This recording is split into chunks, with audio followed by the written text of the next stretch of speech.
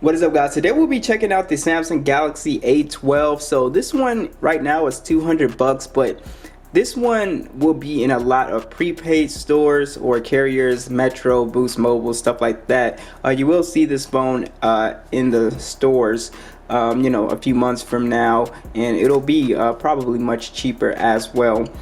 So let's go ahead and get started and see what Samsung has to offer here. Let me go ahead and get my knife. All right.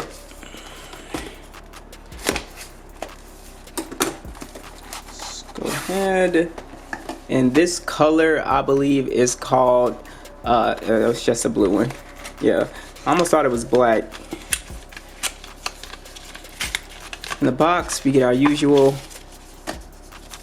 paperwork, warranty stuff. And here is the phone. We do get our SIM tray tool right here. You also get some headphones, which is pretty nice. Let's see if they have the microphone on it. Yeah, it's got the microphone on it. USB Type C, and then we have our charging brick, and you get a converter with it as well. So as you can see, this is like I think a European one. But this does not have really fast charging. It's 15 watts, so that's not technically fast charging. All right, so let's get this guy out. And the phone has a kind of a weight to it, actually. Very, very heavy. Oh, it actually has a texture to it. You guys can see that it actually has a texture to it. Oh, this one feels so much better than the A10. It feels more premium too. Even though it's a plastic phone, like I said, it's got a 5,000 milliamp battery, so of course it's gonna have that sort of heft to it. But man, that is really nice, and it's got more plastic and stuff up here as well. But let me go ahead and take you guys around the phone real quick before we get into these specs. Oh, they put the fingerprint scanner in the power button this time. Oh, I'm really liking the changes that they did with this model so far, and it just feels solid too. I love it. Again, we got our power button right here, volume rockers, of course, your SIM tray. Down below, of course, we have our single firing speaker, headphone jack, USB Type C, of course, and then we have our quad camera setup, LED flash, which looks really good. It's got a little bit of a raise to it, so this definitely looks way better than the A10. So I'm really liking it, and I love this texture. So it's like texture right here and then smooth at the bottom. Alright, so let's go ahead and start off with the display. So it's a 6.5 inch PLS IPS display. It's a 720p plus display, 264 for the PPI. We have the little water drop notch right here as well, and overall I like the display. I went to go take some pictures with this guy outside, and I wasn't really struggling with brightness and viewing angles. Overall, it's a pretty vibrant display for an IPS display.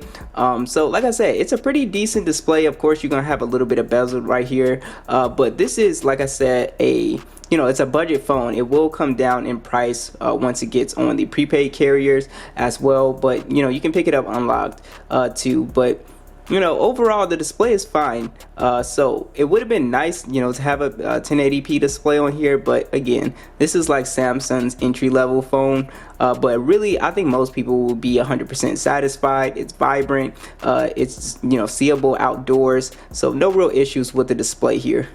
Now, this phone does have Android 10 with One UI 2.5 right out of the box.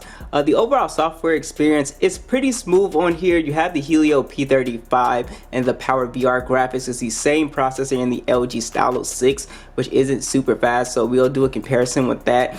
But you do have micro SD support, 32 gigs of internal storage and 3 gigs of RAM.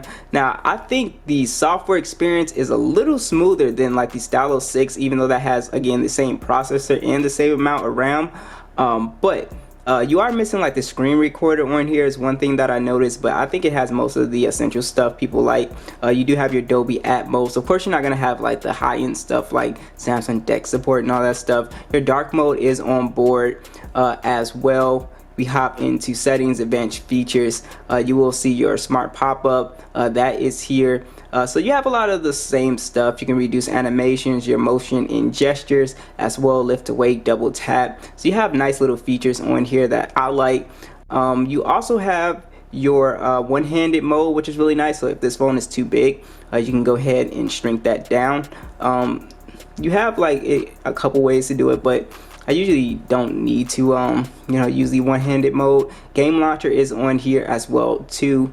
And yeah, so everything is relatively smooth. You can go back to the buttons, but I'm usually a button person on my phones, but the swipe gestures are actually fine on here. They're pretty smooth. Like I said, this phone will have like little hiccups here and there, but overall the software experience for this price point, and I know the price is going to come down on this phone a lot, it's fine. Me personally, I think it might be a little faster than the Stylo actually. Let's talk about gaming on this phone. Again, the P35 processor isn't really super powerful, so I wouldn't consider this really a gaming phone. It's a casual gaming phone, like games like what you saw me playing, Subway Surfer, Temple Run. Games like that run excellent on this phone, but as you can see, we're on lowest graphics settings by default, and sometimes it's playable. You'll get little hiccups here and there, but if you're like a serious mobile gamer and on a budget, just check out my gaming videos. Check out my gaming videos for this budget price point. I have a lot of phones that run circles around it. I'll actually show you guys in a comparison because I do want you guys to get the best bang for your money.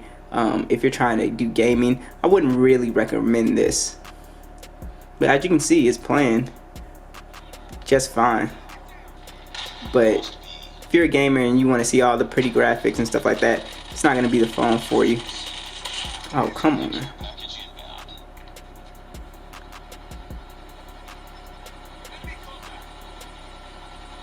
Alright, let's talk about some additional features. So this phone does not have any splash resistant rating or IP rating, so do note that. Again, you have your headphone jack on here as well, and you do have a couple of ways of getting into your phone. So of course you have your pin and pattern, but you have my favorite implementation of the fingerprint scanner. Instead of it being on the back like most phones, it's on the side where the power button is, and it just makes for an extremely fast experience. Is really nice. I love this implementation of the fingerprint scanner, and you do have face unlock on this phone as well, again, which is not going to be as secure as this, but it is very fast, and that definitely works. You have a single firing speaker, and let's go ahead and check that out.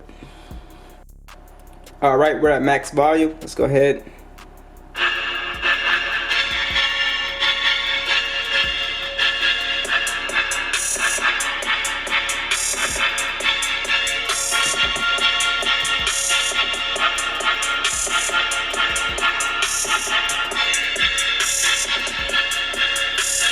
So the speaker is definitely loud. Again, not the loudest single firing speaker I've ever heard, but definitely loud enough. So if you're in like, a loud environment, you will be able to hear this phone, no problem. It has a nice little thump to it. Overall, it's a pretty decent speaker, so no real issues with that. It's not distorting that high volume either, so that's always nice. Let's talk about the cameras on this phone. So you have a quad camera setup on this phone. It's a 48 megapixel standard and a 5 megapixel ultra wide, a 2 megapixel macro, and a 2 megapixel depth. It only shoots in 1080p though, and you have an 8 megapixel selfie camera that shoots in 1080p as well. Overall, the photos for this price point were fine. The color actually came out really good on this camera. I really like that. Again, it's kind of like the classic Samsung image processing where it can kind of be like really vibrant and kind of what people call over contrast, but a lot of people like that look, or not over contrast, over saturated, but a lot of people like that look. The detail on this phone was decent, not anything too crazy, so the shots aren't gonna blow you away. But it was fine. The ultra wide was decent. It kept a decent amount of detail. Dynamic range is fine on this camera too, and it wasn't super sunny out, so it still did a pretty good job. I like how it got these skies. Sometimes I had to retake a photo because it would kind of blur a photo when I was trying to take like a far back photo, and it would kind of blur out certain parts, so I have to retake it. That's one thing I thought was weird. It's probably a software thing. But overall, the photos are decent on here, especially if you're in good lighting, and you can get some really nice shots with this phone. So I wasn't disappointed with the cameras on this phone. The macro mode was pretty fun to play with as well. You can get really close-up shots, and you can see all of the little detail and stuff. So I always love when smartphone manufacturers implement that. I think it's a really fun camera to play with. In video, I'll go ahead and let you guys hear what the mic sounds like, what the video looks like indoors and outdoors. This is what the mic sounds like outdoors. It's a pretty nice day, pretty sunny.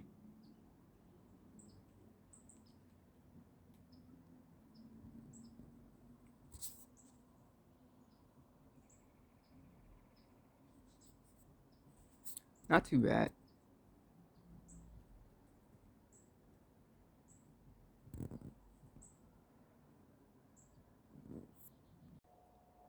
Alright guys, here is what it sounds like indoors. Here's what it looks like around some lights.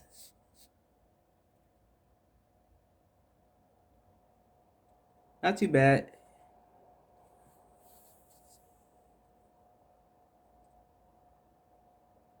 Okay, so you have a massive 5,000 milliamp battery life in this phone, and you have 15-watt fast charging, which with phones with these, gigantic batteries, you kind of want to at least see 18-watt fast charging, but this is, again, like, it's a budget phone.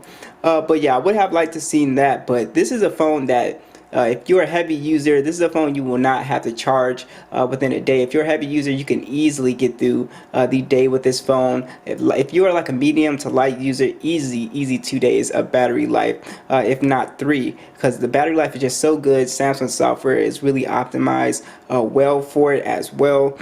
So yeah, so just awesome if you're somebody that is always worried about battery life. That's your main thing. This phone has just a massive battery life, so be sure to take that into consideration.